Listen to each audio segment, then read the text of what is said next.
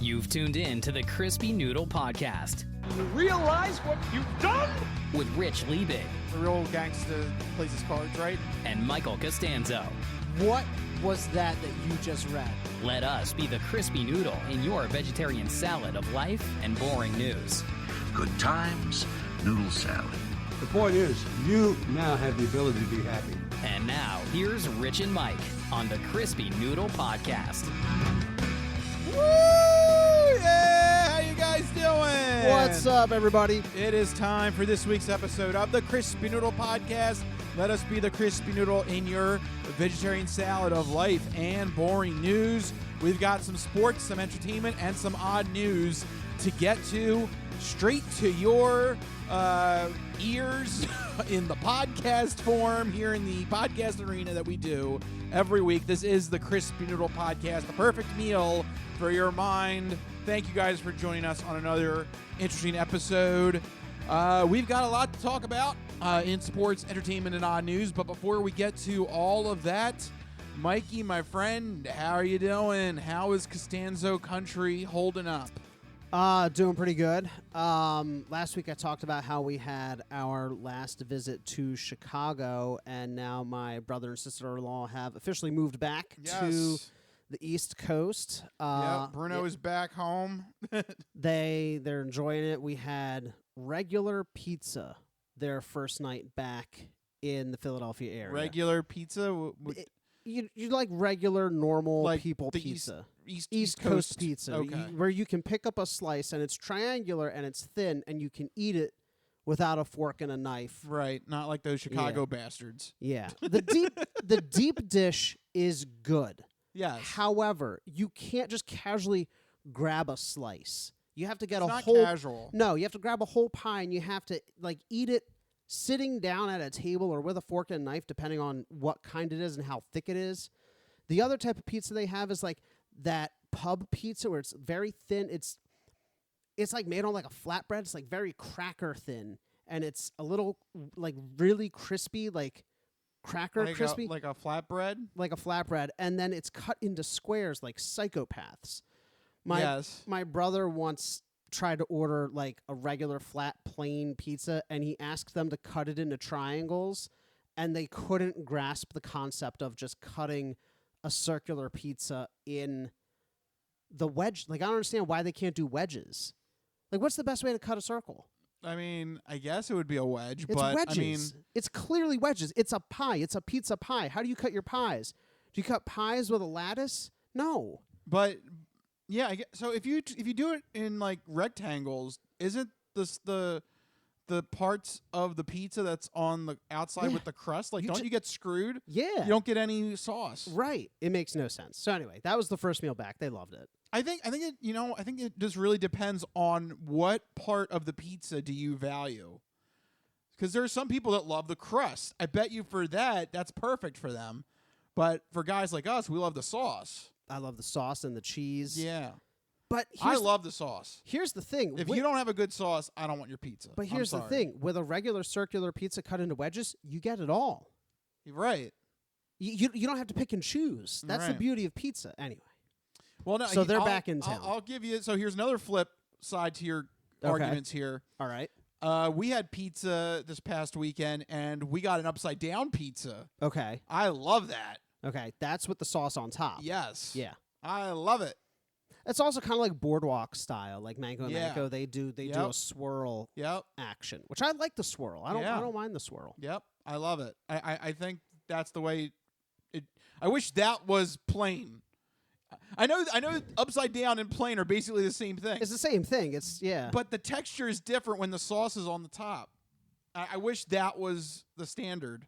I guess you're right, because it all comes down to, I guess, the process of the pizza cooking. Do they par bake it with the sauce and then put the cheese on top, or do they just put everything on it and then throw it in the pizza oven? Because there is a difference there. Because sometimes, if some places load all the toppings on and then throw the whole thing in the oven, sometimes you get a very soggy slice. Yeah. You know?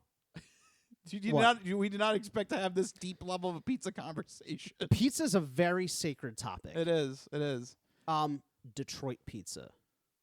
I don't know if I've talked about it on the podcast. I mean, not on the podcast. What do you think of Detroit pizza? That is secretly my favorite type of pizza because they do, and it's going to sound weird, guys, but it's made in like a deep sheet pan, and they put cheddar cheese on it in addition to the normal mozzarella, tomato sauce, whatever, and they push it all the way to the edge.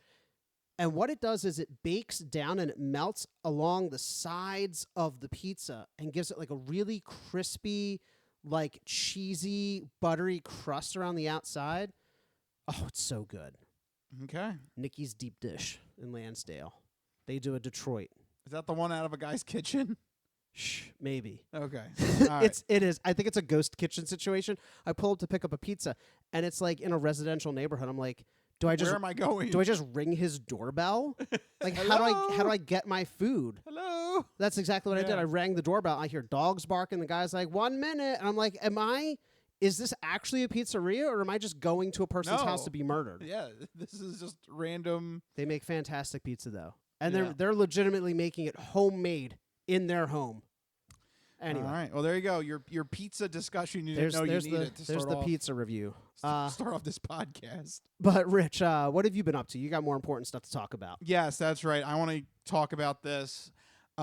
This weekend, folks, it is that time of the year already. It is time for the 24-hour game show marathon. This is the event where me, Corey Annotato, Bob Haig, and Christian Carrion, we get together and we put on 24 game shows in 24 hours, all to raise money for a charity called Child's Play, which gives toys and video games to kids that are in hospitals and shelters all across the country. It's a fantastic organization to raise money for, and it's already here. I can't believe it. Like we're in the home stretch now. We're trying to get everything organized and get our ducks in a row. And I'm writing the last bit of trivia questions because they trusted me to write trivia questions. Hurry up! What are you doing? There's only a few days left. Yeah. Come on, chop. Yeah, look Rich. what you did. Yeah, here we go. It's going to be interesting. To say the least. I'm in charge of a few game shows, starting off with Pyramid. I'm actually starting the 24-hour game show marathon. Oh, wow. So yeah, I have a little bit of little bit of expectation to come out strong with Pyramid. Yeah, you got it. You got it in the bag. Yep. And I also did come up with the categories and the clues and everything. So I'm interested to see everyone's take on what I've provided. Oh boy. Okay. Yeah, it's going to be interesting. The very first game, we're cranking it up. Yeah, man, starting it off at an 11. Yes, but they are solvable, so it will be interesting to see. Okay. So I'm doing that. Then I'm doing Blockin', which is a Tetris-based game show. Oh. Yep. And that's a local sponsor too. That's Fun Dungeon out in Phoenixville decided to sponsor. Oh, nice. Yeah. That show. So shout out to Fun Dungeon. They are helping us with that. Then I'm doing 21, which I'm very happy to bring back to the fold. 21 is a simple trivia show where you try and accumulate points by answering questions that vary in terms of difficulty. And I'm doing it, you would be proud of me, Mikey, in football style. Oh, okay. So the most difficult question is a touchdown. It's 7 points. Love it. The next... And it's open-ended. That's another thing too. That the 7 points is open-ended. What do you mean open-ended? I just tell you the question and that's it. You got to go on whatever, and it could have multiple answers. Like that's why it's the hardest. That's why it's 7 points. Okay. Then I have a field goal, which is your standard four possible answers. You have a little bit of a lifeline there. It's one of the 4 answers. Right. Then I'm doing a safety, which is 1 out of 3 possible answers. And then I'm doing 1 point, and that's true or false. Oh, so I'm doing a unique scoring system here. That's kind of fun. Is the goal to get 21 points? Yes. Okay. But you can also stop the game after 2 rounds of questioning. It's kind of like playing blackjack. It's little like bit. playing 21. A little bit, yeah. You get a But 7. You get a 7-pointer. You get a 3-pointer. You're like, I'm good at 10. And see if the next guy can do better. Yeah, but the gimmick is you don't know what the other guy has. Oh, yeah, okay. So it's a little bit of bluffing, a little bit of confidence. Yeah, it does sound like blackjack with trivia almost. Yeah. Where you have to get the question right for your card to count. Yes. That's kind of fun. Yeah. I've never heard of that before. Yeah, it was a popular game show in the 50s. Weren't they all? But unfortunately, that was the one that got caught with the game show scandal, where they fed a beautiful professor the correct answers because he was charming and he looked nice for the camera, and yeah, it was one of those. It was one of those. The networks wanted him to win. They ruined the integrity of the game. Yeah. Damn. But nevertheless, the game itself is still fun to play. Okay. So I'm resurrecting it. Nice. So And that's what I love about the 24-hour game show marathon is they dig up a lot of lesser-known game shows. Like 90% of them, I always say, I've never heard of that. What is that? And then you go down this rabbit hole of like this 21 where you learn a little bit of something too. Yep. So I'm doing that, and then I'm doing a game show called Russian Roulette, which is it was a game show that came out in the 2000s for Game Show Network. It's trivia, but also a little bit of luck because if you face elimination, you have to spin the wheel of Russian Roulette, and if it falls on a danger zone, you get eliminated. Deadly. Yep. So it's a little bit of mix of luck and trivia and stuff like that. I'm also doing Wheel of Fortune. Everybody knows what Wheel of Fortune is. And then the one out of left field that I'm doing, and I would recommend if you want to see what, this is the one I'm not, this could be a success. This could be a train wreck. I think it'll be good, but this is the one that could go anywhere. And that is the game show that I'm pitching as a game show. Some people say it's more of a panel show, but I'll take that criticism. I'm doing my own version of Trolley Problems from Try Guys, and it is a situation where I will have two ridiculous situations that could happen, and the players will have to choose what is the lesser of two evils in the classic trolley problem philosophical question scenario. That's pretty fun. I like that. Yeah. And what hour block is that airing? That's 1 a.m. 1 a.m. So we're going to do philosophical arguments at 1 a.m. Is that not the best time to do it, though? I think so. If you do it at 2 p.m., everybody's like level-headed. They're well-rested. That's boring. Those are normal arguments. I want the obscure 1:30 in the morning. I'm so sleep-deprived. I don't know what I'm saying answers.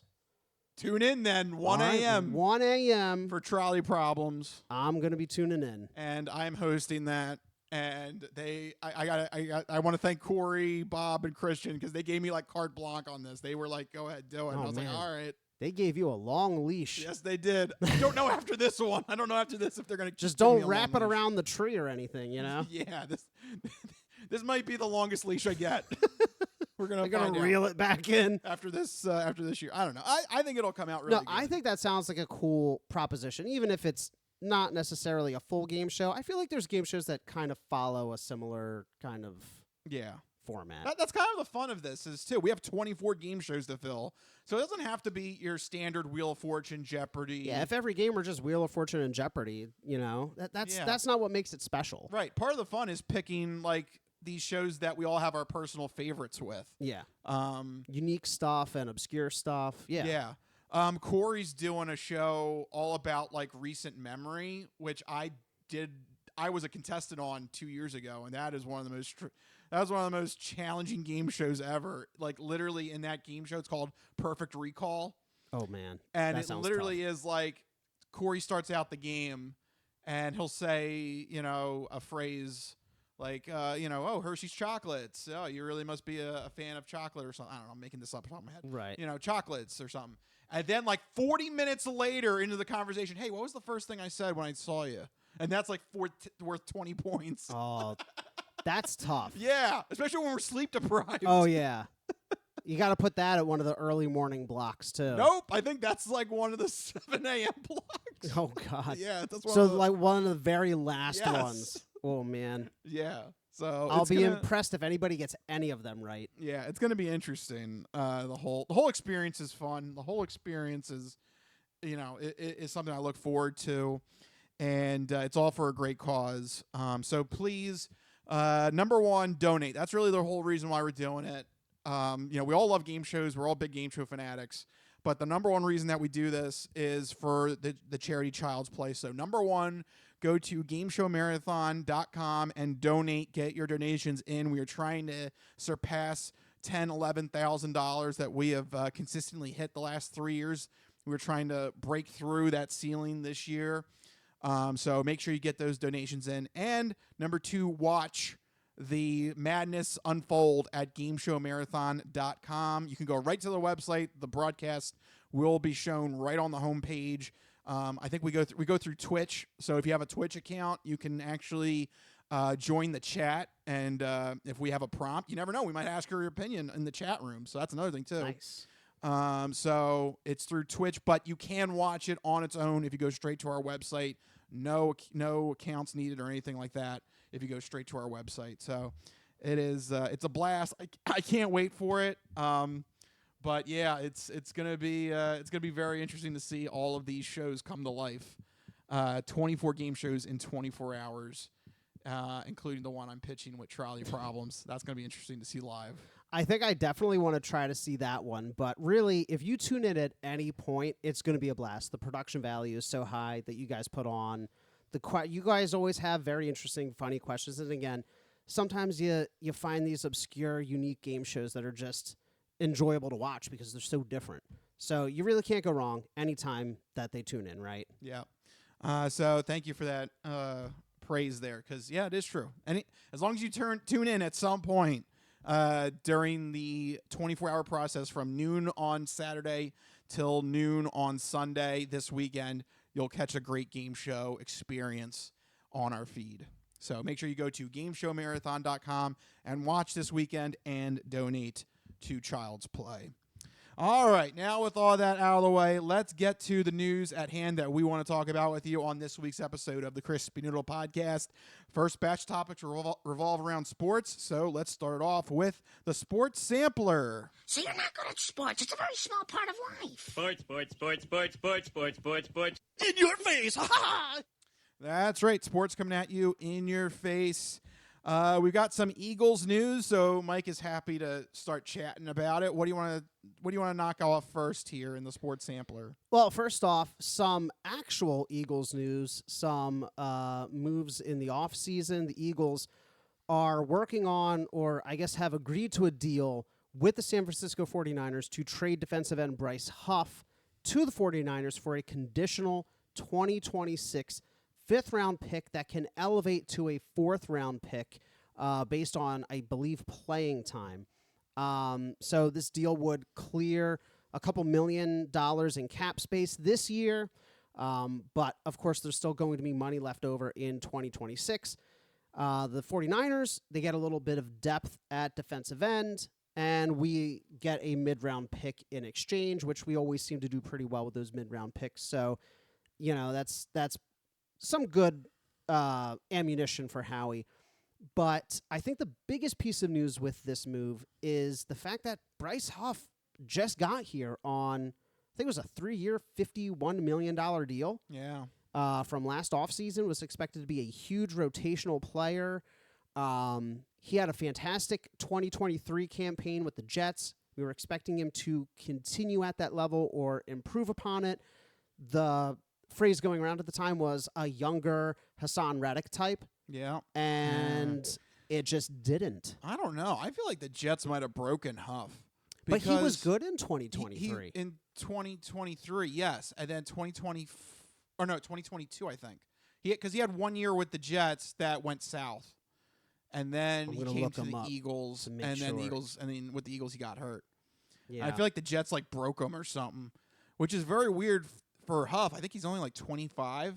He's very young. No, in 2023, he had 10 sacks. But he got hurt or something. There was a reason why he didn't go back to the Jets. Well, he didn't start any games. He played in 17 games in a limited capacity. He had those 10 sacks. Then he comes to Philadelphia. He has only 2.5 sacks. Yeah, and he got hurt. And he only started 6 games. And the most damning thing against him is that he was oh my gosh, why can't I think of? He was deactivated for the Super Bowl. He was a healthy scratch because he was healthy at that point, and they were like, "We don't need him. We don't need you." Yeah. And in my mind, if you're any kind of contributing force, like we had backups actively contribute, right? Like Avonte Maddox had a huge play. Where's he been all year? In the Super Bowl, he makes a big play. If you have any kind of possibility of contributing, you're playing in the biggest game. Bryce Huff didn't even dress. Nope. That's not needed. That's incriminating right there. Yeah. I don't know. I hate to see wasted potential, and I have a feeling that's the case with Bryce Huff. Yeah, I mean, it's one of those rare Howie misses. You know, we laugh and joke about how he takes advantage of all the other GMs. Every once in a while, he's human. He whiffs. And I think it's a combination of either injury issues, but I also think it's a combination of that with the fact that he just doesn't fit in Fangio's scheme. I think we picked up Bryce Huff thinking that he could be that versatile gadget player that could, you know, come off the edge, drop back into coverage, be that kind of joker position. And we quickly realized he really only has a very limited skill set rushing off the edge. That from all the reports I've read, he can only rush from, you know, with his hands in the dirt. He can't play stand-up. He can't drop back. He can't protect against the run. He did one thing and one thing only in a very specific way. And the hallmark of Fangio's scheme is versatility. He's got to have guys playing every single position on that defense. So what do you do with a guy who can only play one position one way in a very limited capacity? You ship him to San Francisco. You send him to San Fran, yeah. So it is a shame because he was young. He did have a lot of promise, and this is where this deal could bite us in the butt. If he goes to San Fran and he balls out, they're going to be a force, but he just wasn't doing anything here. Yeah. You can't force him to be something he's not. And it is a case of, you know, what good is he? What good is he if he's not, you know, dressing up and not playing? Right. Exactly. Yeah. You could give into the whole sunk cost fallacy and be like, we paid $51 million. We got to get something. Well, you got a fifth round pick back. Yeah. Congratulations. And that's the best you can hope for at this point, and you clear a little bit of cap space this year. Yeah, hopefully. So, yeah, it's you know, it's an unfortunate situation, but I think it's the only path forward. They weren't going to try and shoehorn him into another season of bench warming. That doesn't make any sense. Yeah. So, there you go. Bryce Huff traded to the San Francisco 49ers for a 2026 fifth-round pick. But that's not the only Eagles news. There was also some fun news that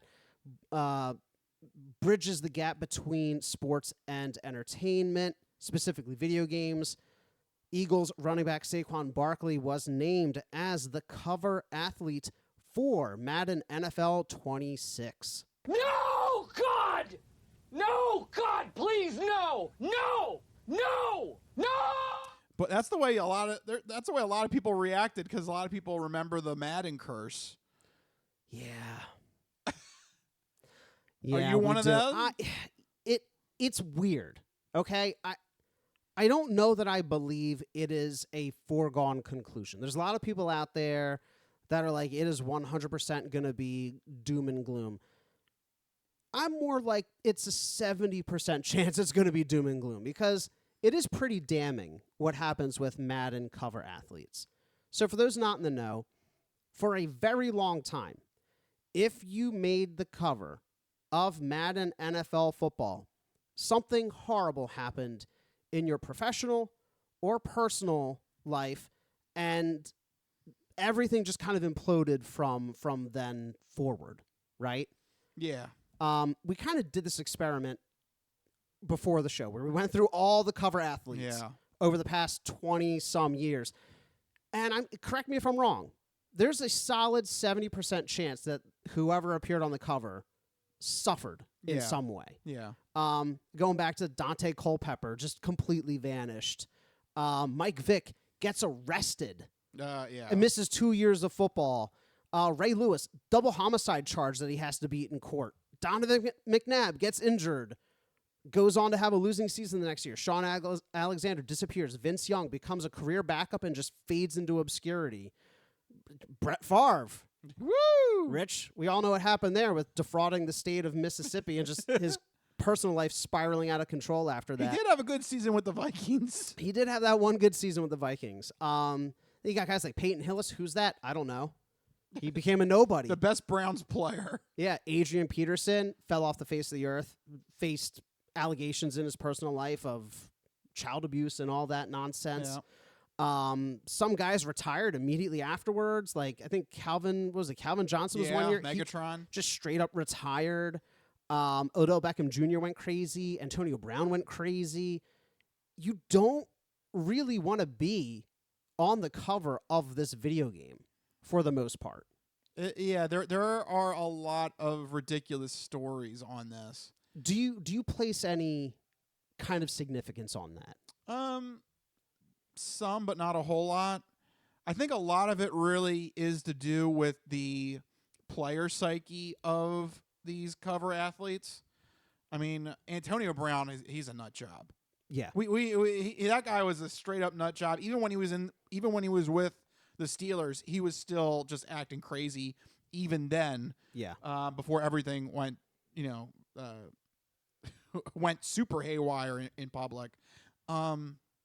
Adrian Peterson, we didn't know about his handlings with his kid with a switch. Yeah. But, that came to light. Then it was like, okay, you're on your own. So, I mean, I think a lot of it is kind of the player psyche themselves. Is it a correlation doesn't prove causation kind of thing? Sure.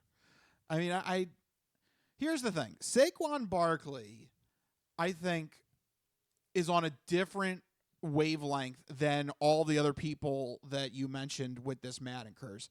Saquon Barkley has been given a rare second chance with his career. I mean, he was on the decline with New York. Right. Like, he was being run out of town. They were questioning whether he was really worth it. Right. For all intents and purposes, that should have been the curse. Like when he got drafted to the Giants. Yeah. Because it seemed like his career every season was getting worse and worse and worse and worse. And usually when that happens, you usually don't get a second chance to revive your career. And not only does he join the division rival, he has one of the best seasons ever by a running back in NFL history, wins the Super Bowl, now is going to be on the cover of Madden. I mean, and he has all these good things coming his way, and he just seems to be taking it just very, like, kind of nonchalant about it. I don't know if you've seen interviews with him. He just seems just very like, yeah, everything's been going good. Like, he doesn't seem to have like that like outrageous personality. He's not an Antonio Brown. He's not bringing, at least from what we see currently, right. He's not bringing any baggage with him. Right. He's not onto the cover. He's not an Odell Beckham Jr. Right. He's not a diva or a head case. Right. So for me, assuming that he stays like that, and he seems like he will, as long as he doesn't get injured, I think he's all right.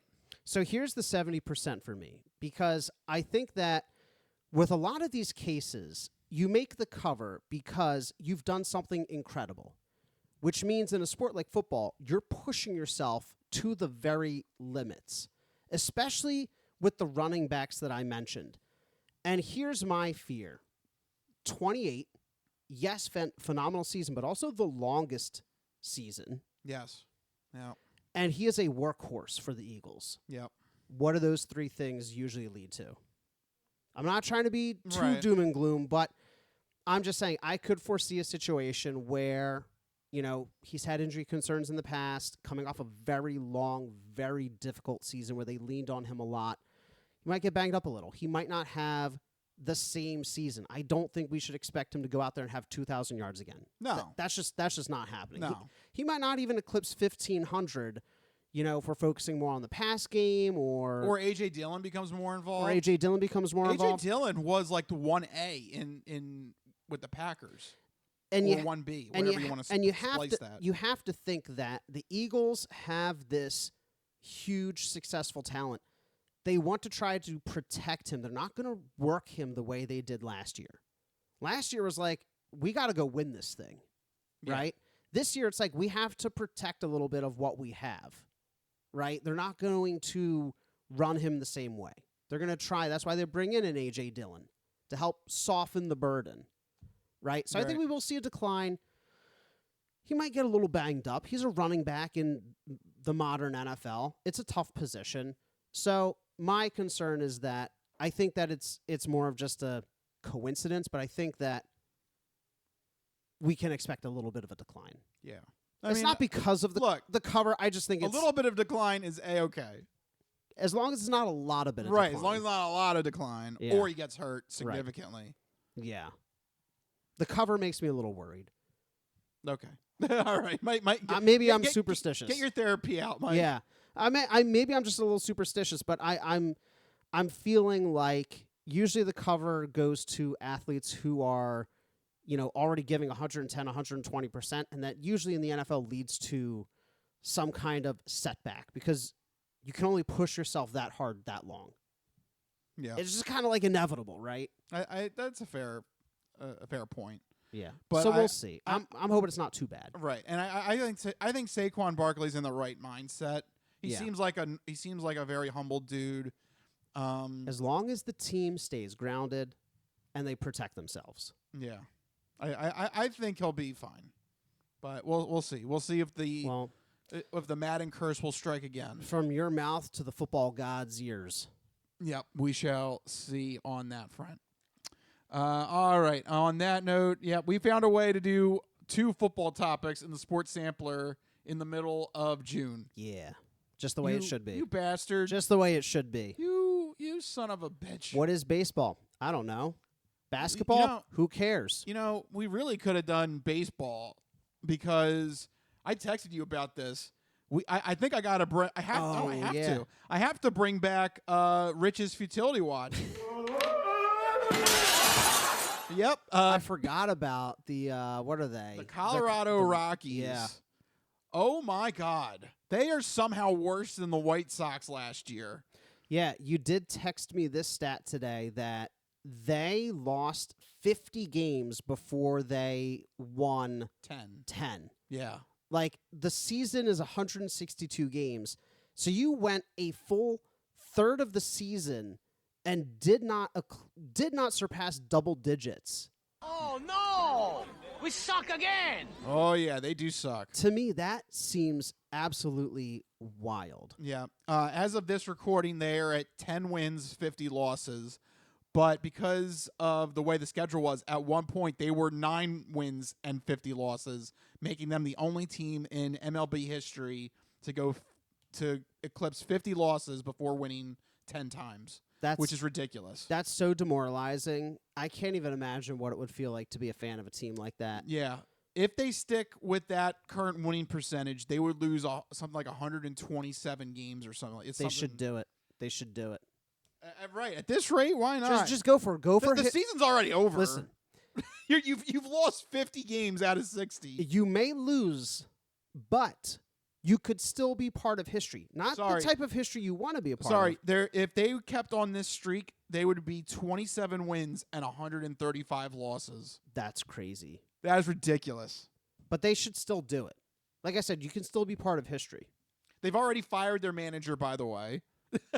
Well, I guess from their perspective, things can only get better. Yeah. I mean, right. They have a win percentage of, what is it, 0.167. Yeah, I mean, unless you lose out, it can only get better from this point. I hope, God, that'd be crazy if they were like under 30 wins. Like, that is just crazy to me. Yeah. I want to see it. I want to see it too. So this is officially the beginning of Rich's Futility Watch. We're keeping an eye on the Colorado Rockies this season. That's right. We'll have to check back in with them occasionally and make sure they're staying on track for their super duper losing season. Yep. Boy, you thought Chicago White Sox were bad last year. Nope. Colorado Rockies say, hold my beer. Here we go. So there you go. Had to do something non-football. You had to sneak it in there. Right. So you got to round out the sports sampler in some other sports as well. I literally forgot there were other sports when I was making the rundown today. Good job, Mike. All right. Well, on that note, we're going to take a little break, but don't go anywhere because we still got the entertainment entree and the non-fortune cookie odd news. When we return, this is the Crispy Noodle Podcast. We'll be right back.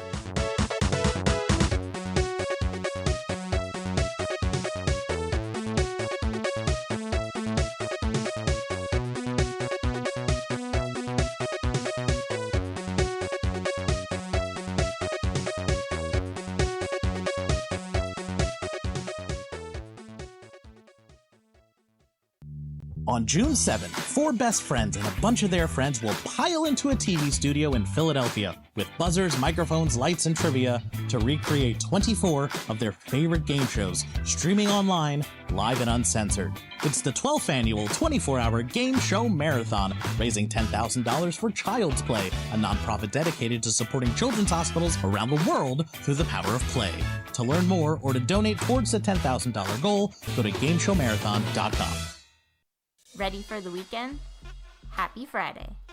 Hi, my name's Marie, and I'm an artist who's been making Happy Friday doodles every week for over 7 years. And now you can own my art collection in this Volume 1 and Volume 2 art series. These doodles span across multiple themes, yearly festivities, various countries, languages, and more. Both coffee table books have something for everyone and are the perfect conversation starter or gift for a friend. Really, anyone who enjoys a good weekend. Available on Amazon, Ingram, BookBaby, Barnes & Noble, and more.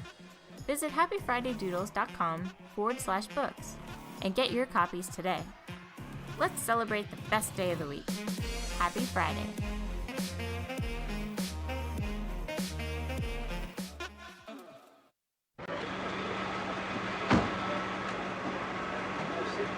Just a moment, you just assured me that I could speak. Sit down inside the car. We're not assuring anything. We're under arrest. Look, I'm under what? Gentlemen, this is Democracy Manifest. Have a look at the headlock here. See that chap over there? Get your hand off my penis! This is the bloke who got me on the penis before. Get some cups. Why did you do this to me? Hop in the car. Get some cups. For what reason? What is the charge? Eating a meal? A succulent Chinese meal? Oh, that's a nice headlock, sir. Oh, yes. I see that you know your judo well. Good one. And you, sir, are you waiting to receive my limp penis? Now, get your hands off there. No, we've only got one cup. Ta-ta and farewell. So I guess get him in the car. One cup, look.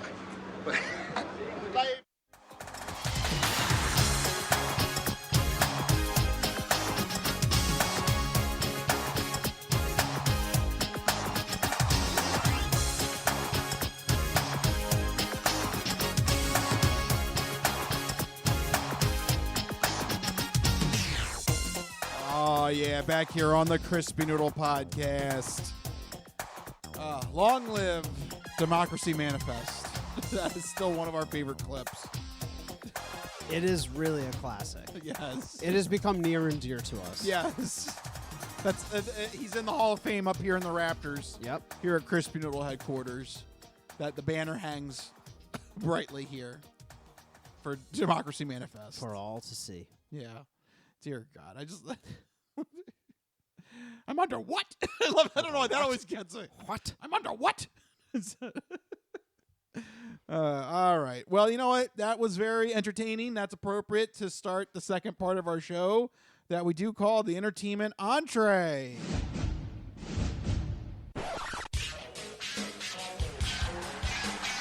And now, the latest in movies. The Simpson guy writes to movies. Dear Die Hard, you rock.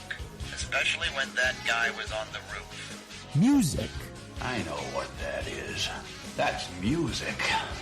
Video games. I'm Commander Shepard, and this is my favorite store on the Citadel. Celebrities. You really know Warren Beatty?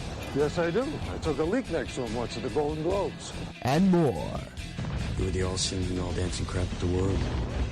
This is the Entertainment Entree. All right. We are officially in Entertainment Entree territory, and we're going to kick it off with the segment where Mike is going to let you know what you should keep an eye out for this upcoming weekend with new movie, TV, and video game properties in Mike's This Week in Entertainment.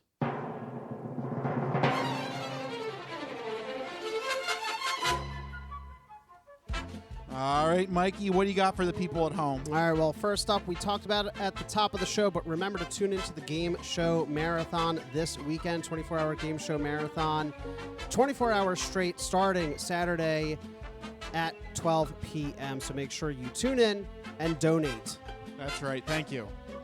GameShowMarathon.com. Yep. There Thank you go. But in the time when you're not tuning into the Game Show Marathon, if you're hitting up the theaters, check out The Phoenician Scheme, a new film from writer, director, and producer Wes Anderson. If you know his films, you're probably a fan. Here's the synopsis. Wealthy businessman Zaza Korda appoints his only daughter, a nun, as sole heir to his estate. As Korda embarks on a new enterprise, they soon become the target of scheming tycoons, foreign terrorists, and determined assassins. It's got a very typical Wes Anderson, quirky comedy adventure feel to it. I feel like this is very much in the style of Grand Budapest Hotel. Yes, it is very much feels like that from the trailers. It's getting decent reviews. I'm kind of excited to see it. They're showing it right here in Ambler, so go check out your local indie theaters if you got any near you. You might be able to go check that out. That's The Phoenician Scheme hitting theaters this week. But the big news in entertainment, of course, is the release of the Nintendo Switch 2 this week. It's launching alongside a bunch of new games, including Mario Kart World, the very first open-world Mario Kart game. So it'll be interesting to see how that works. I have my pre-order in with Target. I'm hoping they don't cancel it, and I'll tell you guys all about how the new console feels next week, hopefully, if I get it. And that's what we're looking forward to this week in entertainment.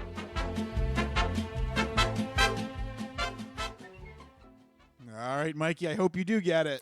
I hope so. Target and Walmart have been canceling pre-orders, but then also notifying customers that they should come into the stores at midnight to try and get their console. Oh, good for you!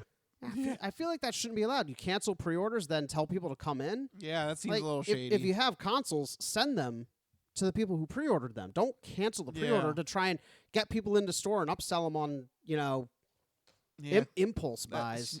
That seems shady. Come on now. But anyway, something else shady. We're staying in the world of video games. We're bringing up a BAFTA poll on the most iconic video game characters of all times. Oh, good for you. Yeah, well, that's what a lot of people are saying. I think us in particular. There's some head-scratching inclusions on this list, and we're going to get to all of them. So just to recap, this is actually an evergreen story that we've been sitting on for a while, waiting to get to, and there's kind of a little bit of a lull here this week with entertainment, so decided to bring it back up. BAFTA conducted a poll of gamers last year about the most iconic video game characters. Over 4,000 people responded from all over the globe. So this was voted on by gamers.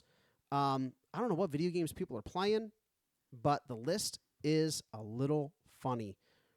Rich, should we just start from the top and work our way down? Sure. All right. Number one most iconic video game of all time has to be the most well-known, the biggest selling platformer of all time, iconic video game character for decades from a classic console. It has to be the plumber, right? That's what I thought. No. It's Lara Croft from Tomb Raider. Wrong, wrong, wrong, wrong. Wrong, wrong, wrong, wrong. You're wrong. The evidence has been falsified. You betrayed the law. Yeah, so I didn't want to bury the lead here. I just wanted to get to the number one iconic video game character of all time because I think any list of iconic video game characters that does not have one of exactly three characters, Mario, Sonic, or Pac-Man, as number one, is immediately wrong. Yeah. Come on. Sorry. Yeah. It's just immediately, I'm like, no. Everything from that point forward is incorrect. I'll say Lara Croft probably deserves a spot in the top 20, but number one, get out of here. No. It just doesn't make any sense. As you said, Mario, Sonic, and Pac-Man, those three changed the industry. I can't think right. Lara Croft didn't do anything that... I mean... She did not do anything to revolutionize the industry. Let me put it to you that way. I'll phrase it like that. I think that Lara Croft deserves to be on a list of iconic video game characters somewhere. Yes. Lots of games. But not number one. Right. She has lots of games, lots of properties in other media, movies, TV shows. It was from what I recall, one of the bigger video game movies that came out prior to all the new ones that came out, the past couple of years. So I think maybe from just people outside of games seeing video game characters, they might remember like the Angelina Jolie, like, oh yeah, like Tomb Raider, Lara Croft, right? Yeah. I mean, if that's all you care about are the film adaptations. But is that enough to sway No, it shouldn't be. the vote? And they say these were gamers voting. I do not believe. I don't think so. Because you said this is BAFTA. It's BAFTA, right? So you have to think, who's getting the notification? You imagine who's getting the notification, who's paying attention enough to BAFTA to vote in their poll. I certainly didn't see it. Did you see it? No. The kids playing Madden didn't see it. The old 50-year-olds that grew up with the original Mario didn't see it. I don't know who saw it, but you have to think. Old British people. I think you're onto something. Do you know what Lara Croft is? British. No, I'm serious. I'm dead serious. So, yeah, that's definitely one of the ways this list is wrong. Immediately wrong. I think in my mind, the number one video game character has to be Mario, Sonic, or Pac-Man. Obviously, it would be Mario. And he does come in at number 2. And this is how you know he should be number 1.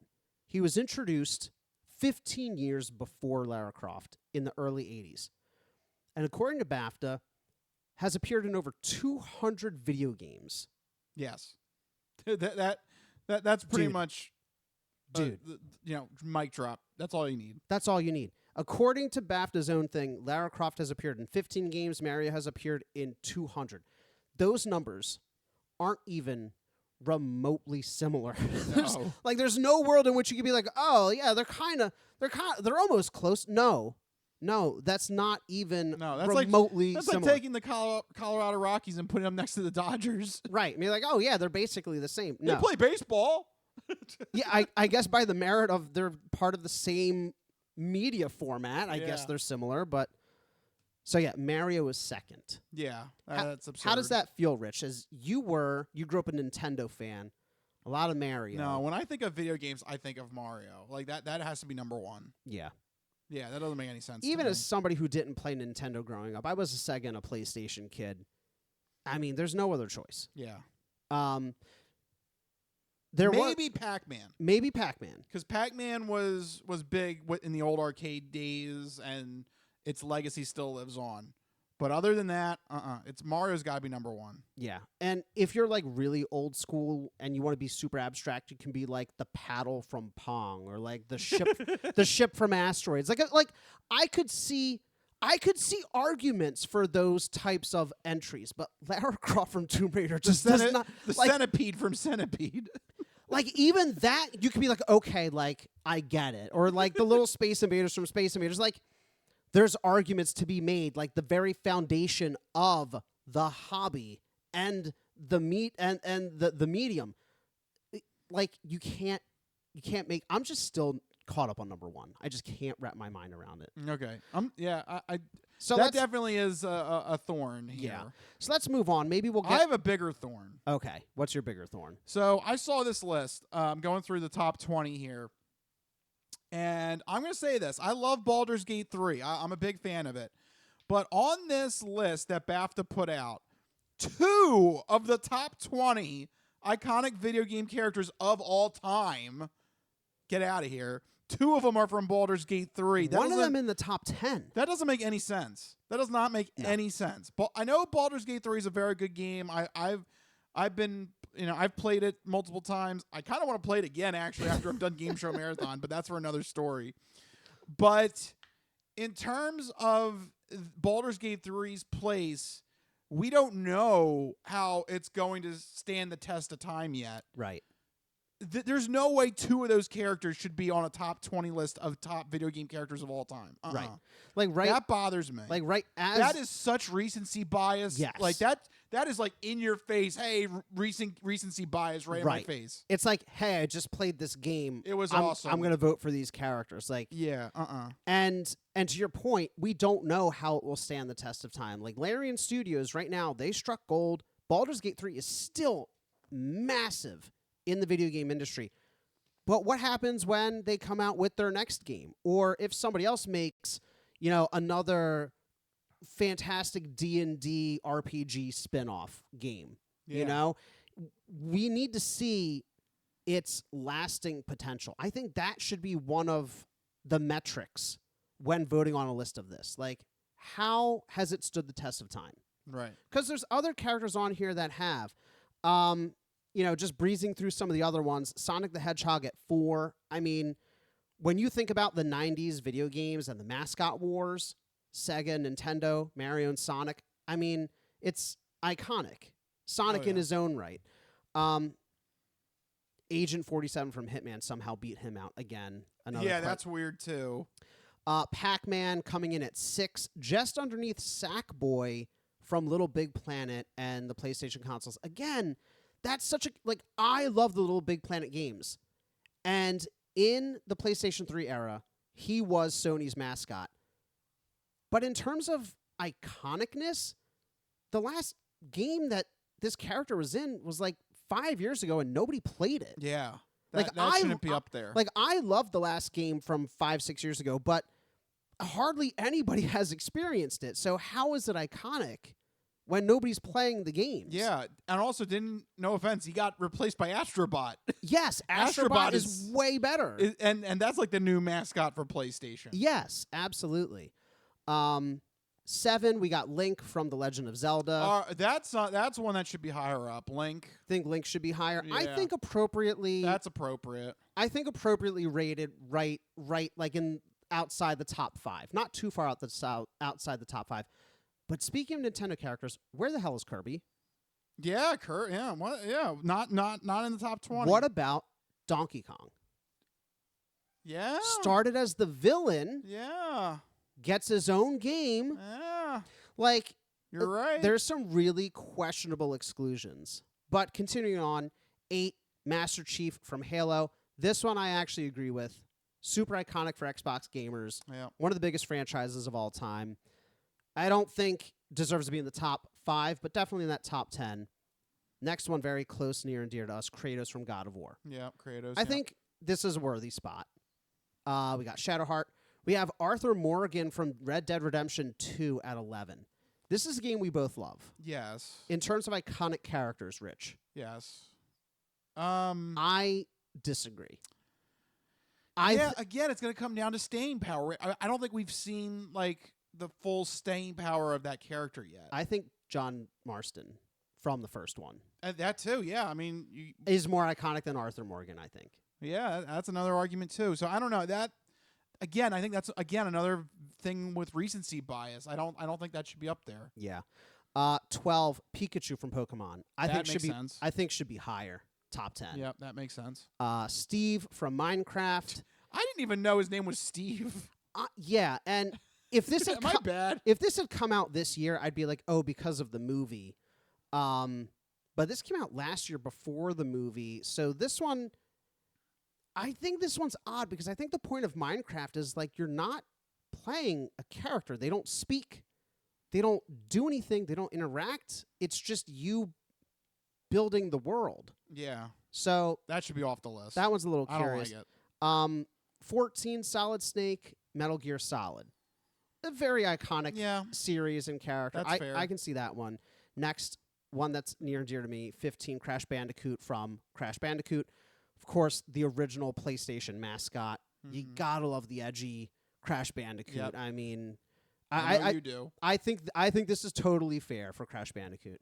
Cloud Strife at 16 from Final Fantasy VII. Final Fantasy, one of the biggest RPG franchises of all time. Totally deserving here. 17, Asterion from Baldur's Gate 3. He's not even the best character in the game. Again, it just doesn't make any sense. There shouldn't be two characters from Baldur's Gate 3 in this list. Absolutely insane.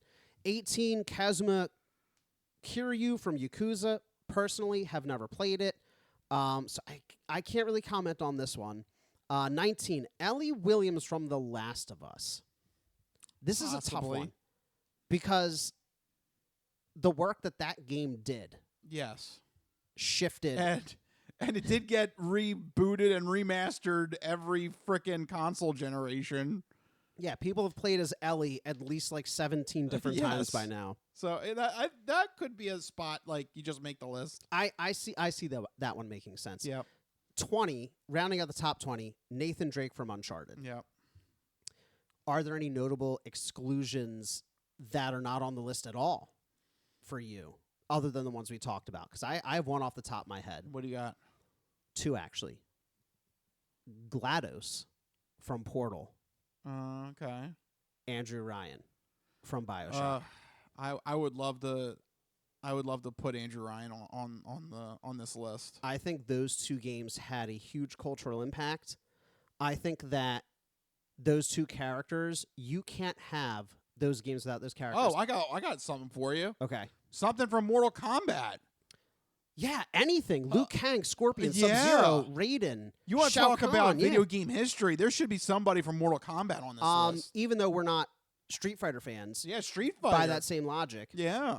I think his name is Ryu, like one of them. Yeah. Right. So many exclusions. You have to think about characters where the game doesn't work without that character, I think. So you look at characters like Asterion. I mean, okay, I guess Steve from Minecraft. No, yeah, get those off the list. Nuh-uh. You need to find even Arthur Morgan. I think John Marston was a better protagonist than Arthur Morgan. You have to find characters where the games are severely lacking without their presence, in my opinion. Yeah, the ball. Yeah, Shadowheart, Asterion, and Steve, get them off the list. That's also so weird. You have like exact names: Shadowheart, Asterion, and Steve. Steve, yeah. Get them off the list. What the hell's this? Yeah, so this list is especially wild, in my opinion. And I know it's hard. Everybody has their preferences with video games and characters and those that they hold near and dear. You know, my personal list is different than your personal list, is different than BAFTA's list. But I think that as gamers, we can all agree there are some characters that have just defined the medium. Mario, Sonic, Pac-Man, 1, 2, 3. In some order. Like it cannot. There should be staples. There should be staples. Yes. 100%. Yeah. All right. On that note, let's move on to the third and final portion of the show. Folks, it's time for the non-fortune cookie odd news. We've been talking about cool and its ramifications and how it applies to the hip scene. But maybe you could give us some examples now of the opposite of cool, uncool. Just exactly what is uncool? My nipples look like milk duds. Holy shnikes. It's time for the non-fortune cookie odd news. It's not of this world. I don't know exactly what it is or what it's doing, but this is not human intelligence, okay? It's not human intelligence we're facing! How you doing? Me? I'm doing great. Manda de bastata. I don't make this stuff up. I'll take a pound of nuts. That's a lot of nuts! That'll be $4, baby! You want fries with that? I've seen the celery dance across the baseball fields. You had me at Meat Tornado. No, go past this. Past this part. In fact, never play this again. Okay. What does that mean? And now it's time for the non-fortune cookie odd news. So sit back, get everything you need to get from the kitchen. Be sure and empty the bladders. Go to the bathroom because you're in for hell, right?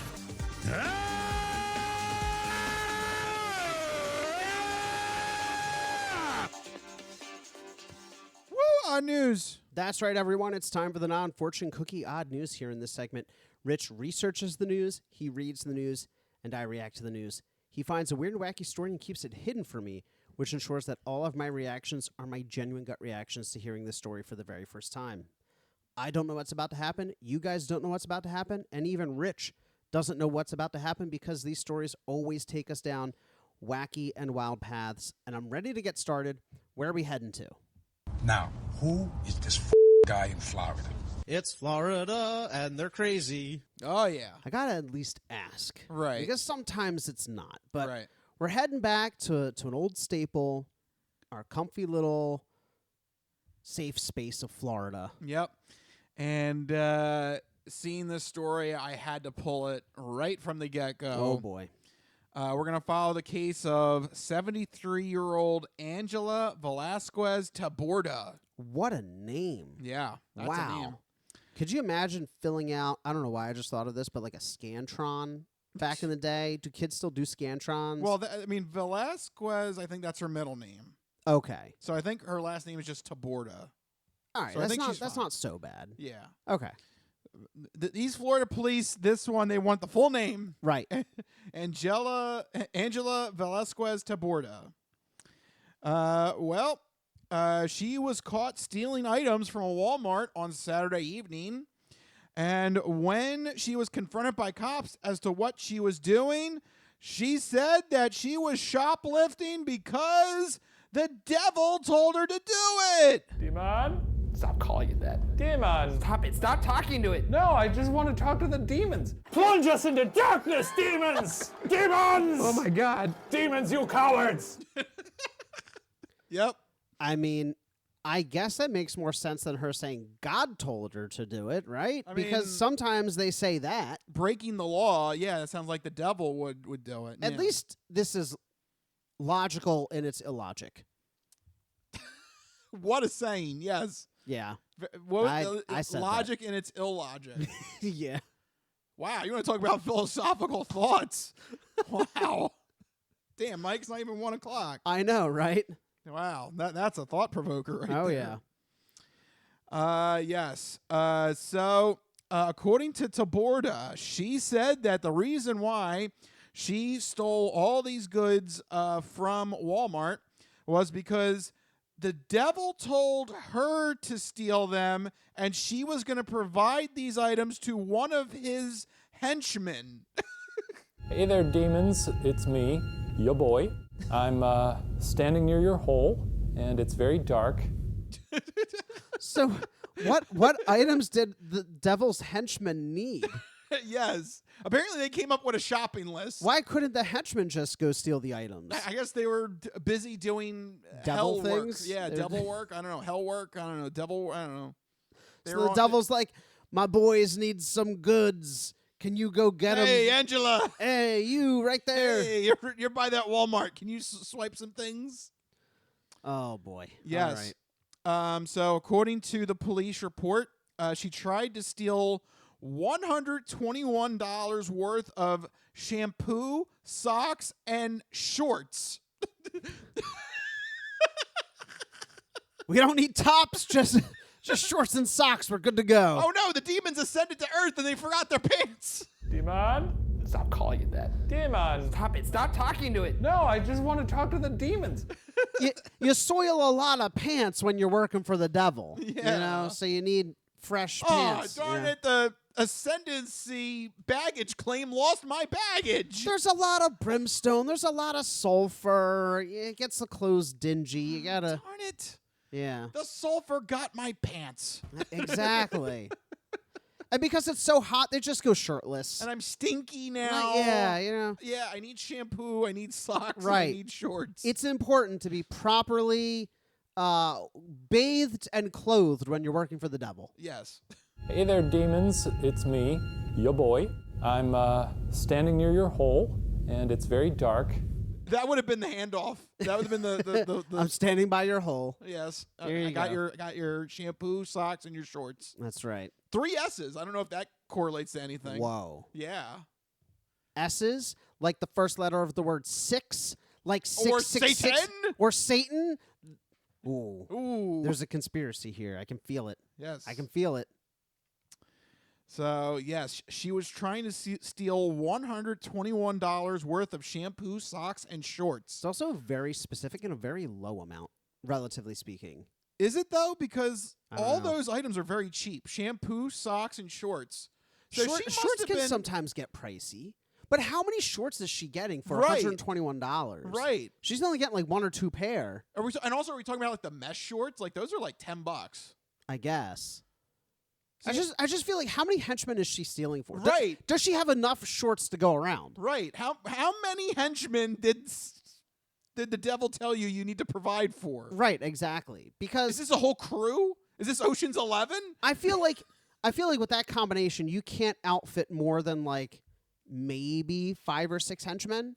If you're going like real, it is Walmart. If you're going real budget, maybe they got deals. Maybe. I don't know. What do shorts go for on Walmart? Buy 6 shorts, get another 6 free. I don't know. That's 6 2 deal? 6s. Yeah, 6 deal. Where's the third 6? Right? I don't know. Maybe. So shampoo, shorts, and socks. And socks. Everybody only needs 1 pair of socks. That's it. Just 1 pair of socks. Yeah. So I don't know. Maybe how many pairs of socks are in a pack of socks? Like a dozen? I don't know. Like a dozen? Maybe. You think? Okay, but she can't get a dozen shorts for $120. No, that had to be part of the 6 deal. Naturally. Yes. Hey there, demons. It's me, your boy. I'm standing near your hole, and it's very dark. I'm standing near your hole, and I have the equipment here. That's right. Just drop it in. I have your shampoo. I have your socks. Does she just drop shorts. it down the hole? Yeah. And how they does this handoff work? I don't know. Are the henchmen still devils, or are they actual humans that are possessed by devils? I think if they're devils, they don't need pants. Aren't they hoofed? Don't they have like the hind legs of a goat and like a tail? Yeah, if they're see, like this devils. is- I think they're human henchmen. See, this is where I wish I was like an investigator. I want to pry her mind. I want to know, what is this scenario that you've concocted? I figured out why it's only shorts though. It's the robes.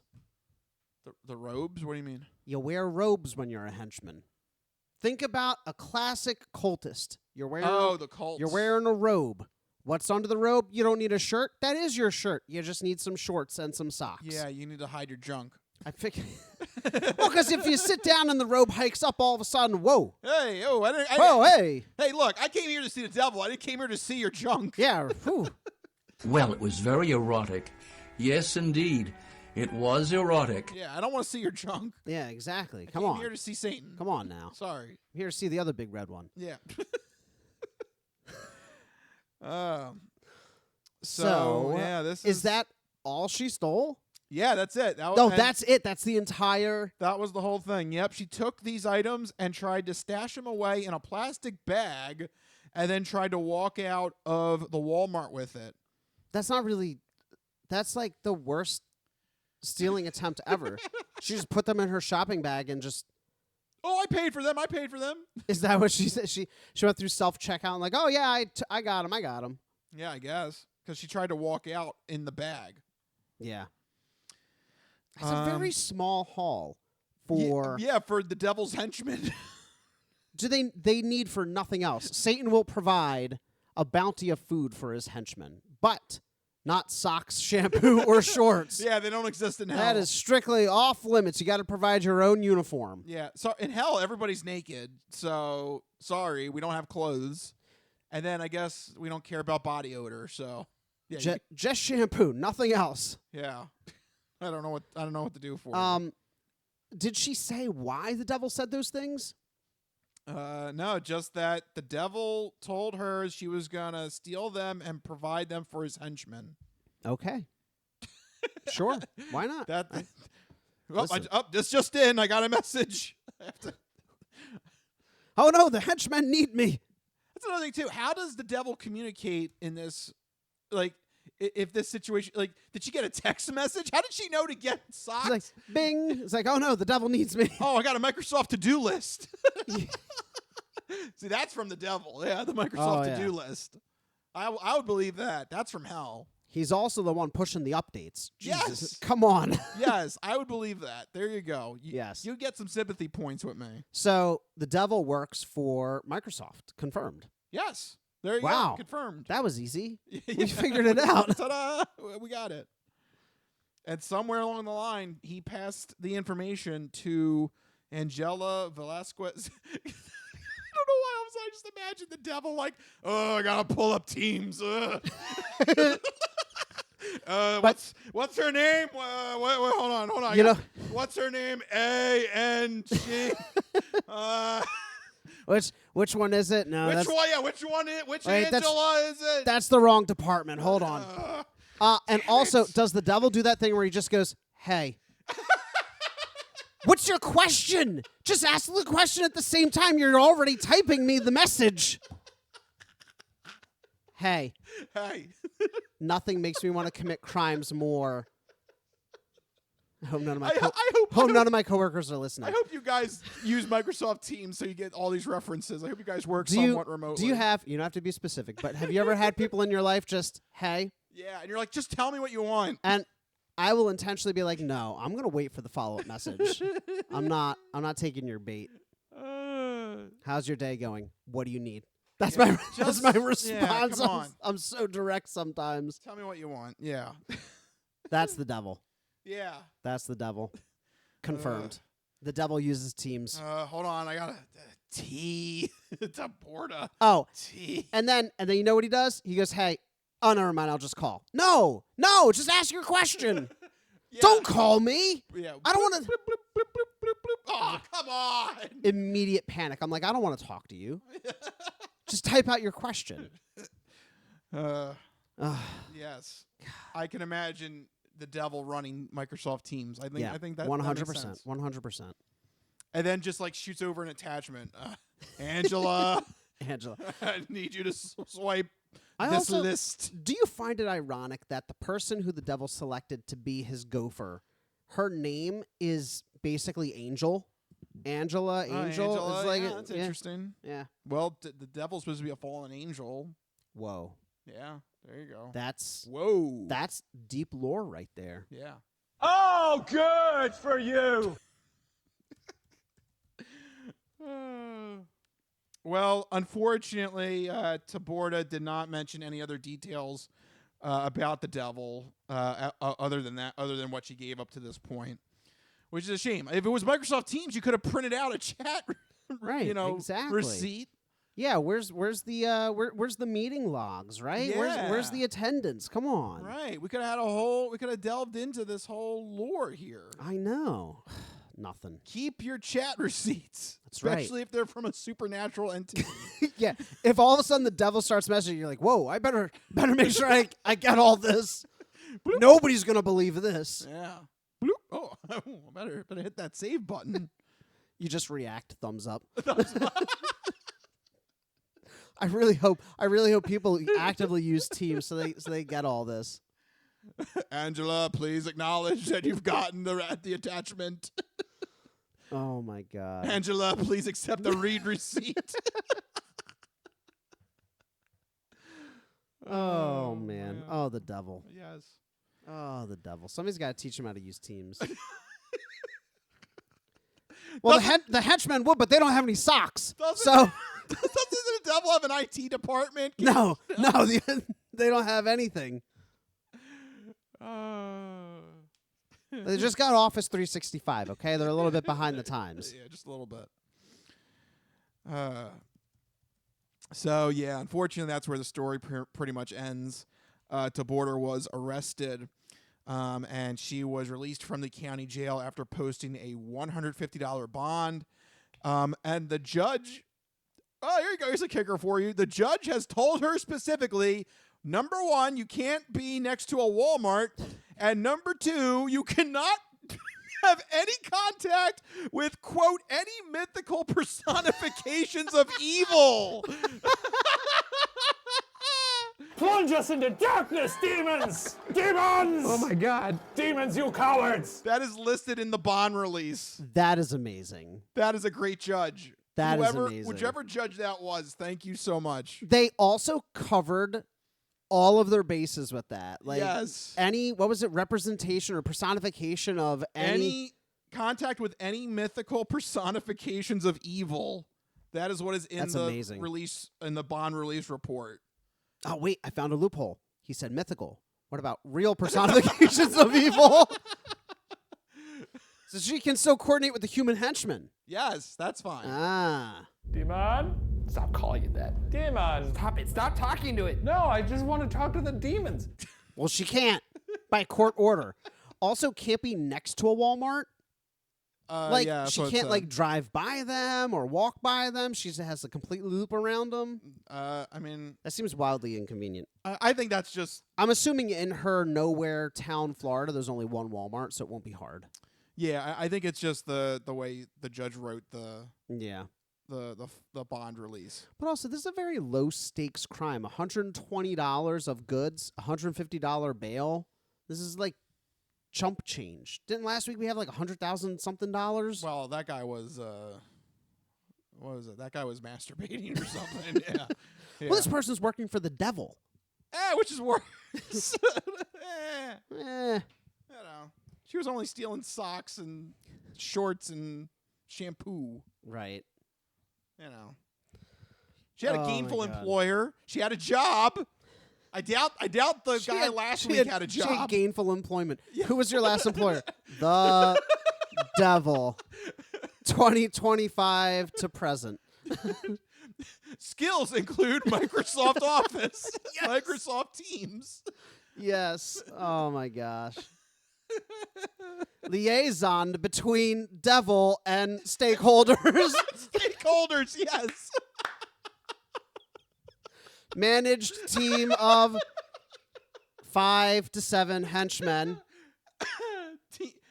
Team management. Collaborated with collaboration. Henchmen on process improvements. Yes, put that on your resume. There you go. Man, that's... This podcast really does give you everything. It just gave so many great resume enhancers. Yeah, there you go. You now have everything you need if you were going to apply to a new job. You too can be gainfully employed by mystical personifications of evil. Yes. There's so many to choose from. And if you do have that restriction, go to the henchman, and that's you circumvent. That's right, exactly. Yeah. Oh man, that was good. Yes. Thank you very much, Florida. Angela. And Angela. Whatever her name was. Yeah, I already put it away. Devil person. I already put it away. I'm done with you. Hey. Hey, Angela V. What was her name again? Is Angela... I don't know, Bosnia-Herzegovina or something. Vasquez. Angela Velasquez Taborda. T. Oh, God. T. It's got to scroll all the way down. God damn it. It's a huge organization. Yeah. All right. Well, there you go. What an odd news segment there. That was a good one. Yeah. That was a good one. The devil is working for Microsoft. That makes sense. The devil works in mysterious ways. All right. Well, there you go. I hope your personal job is better than what Angela had to go through there in Florida with the devil and Microsoft. So hopefully you have a better week at work than her. One of the ways that you can have a better week is listening to the podcast and past episodes of the podcast, which you can do through two main ways. The first one is go to our YouTube page, Crispy Noodle Podcast. You can go through all of our past videos, and most importantly, hit the subscribe button so that you get the newest podcast sent to you every week, and you can enjoy yourself with our sports, entertainment, and on-news stories. Second main way is go on Spotify. We put the video podcast up on Spotify. But if you're driving on the way to work, if you're not lucky enough to have a Microsoft Teams job where you can remote at home and you have to drive physically to work, you can do Spotify. Find the Crispy Noodle Podcast on Spotify and listen to us in the background as an audio podcast through Android Auto and Apple CarPlay. So we can be integrated into your work just like the devil is, apparently. That's right, exactly. So many ways to check out the Crispy Noodle Podcast. But if you need to get in touch with us individually to share your sports, entertainment, or odd news stories, you can find us on Blue Sky. I'm at Mikey Costanzo, MikeyCostanzo. And I'm Matt Rich Liebig, RichLiebig. Find us on Blue Sky. Let us know what topics you want us to cover on future episodes. And one more time, want to mention that this weekend is the 24-hour game show marathon. Make sure you watch and donate this weekend. Go to GameShowMarathon.com to watch the broadcast and donate to Child's Play, all for a great cause. Do so this weekend. But for right now, we got to start wrapping this episode up. This has been the Crispy Noodle Podcast. Let us be the Crispy Noodle in your vegetarian salad of life and boring news. That'll do it. We'll see you guys next week. See you guys. Later. Bye-bye, all you fine peoples. Good night.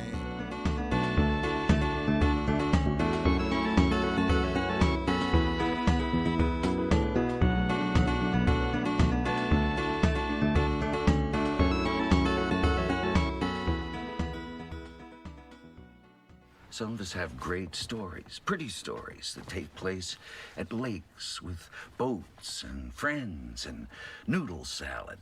A lot of people, that's their story. Good times, noodle salad.